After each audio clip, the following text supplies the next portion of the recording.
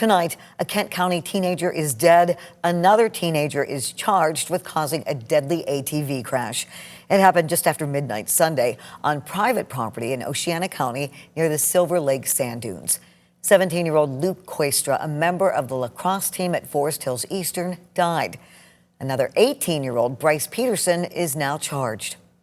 We have team coverage tonight. We will have reaction from the school in a moment, but we begin with 13 on your side's Michael Martin. Michael.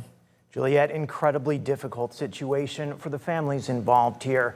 We've heard from multiple people about the impact that Luke Koistra had in just 17 years, known for creating deep connections with his friends, teammates, the students around him. He was a leader. We've also learned today that Luke's father is the president of Corewell Health West in Grand Rapids.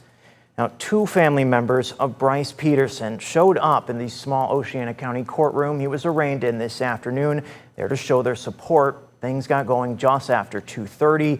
Peterson popped up on a screen, arraigned over live video feed. He was joined by his defense attorney, who said Peterson had a clean criminal record. He's now facing a felony charge of operating an off-road vehicle while intoxicated, causing death.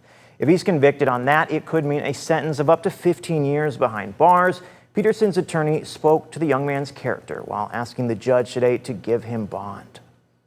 He obviously has great family support. Would indicate that he has absolutely no criminal record, juvenile or adult, and he just turned 18 recently, a few months back. Has never been in any sort of trouble. Was about to start his career at Michigan State University. Everything looked like there were going to be no issues, and so I don't have any concern about whether he would ever make an appearance or whether he'd be a danger to anybody. The judge overseeing Peterson's arraignment granted him bond, $25,000 of which he had to pay 10%. Peterson will be back in court for the next stage of the process on September 1st. Michael Martin, 13 on your side. Luke Koistra's death comes as the Forest Hills School District prepares for their new school year. The first day is scheduled to start on Wednesday. 13 on your side's Nick Nelson spoke with the district superintendent just a short time ago. He continues now our team coverage about the loss for the district and that part of the story, Nick. Juliet, as we continue to learn more about this deadly crash from over the weekend, we are beginning to hear about tributes that are pouring in from students and staff here at Forest Hills Eastern. Now here you can see a memorial and flowers left for 17-year-old Luke Koistra. School administration is mourning the loss of Koistra, who would have been a senior this year.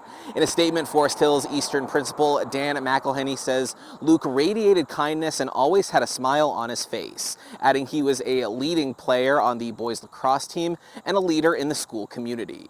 Superintendent Ben Kirby says this is a heavy and tragic time for the Forest Hills Eastern community, and he adds that resources are available for students and staff that were close to Koistra. But what resources do we have and where can we deploy them? Because students came in today at this high school, grades 9 through 12. So we had to kind of anticipate what that schedule would look like, where there might be some deviations necessary. And so from there, we basically figured out how to deploy our resources to support those students that we think would be impacted the most.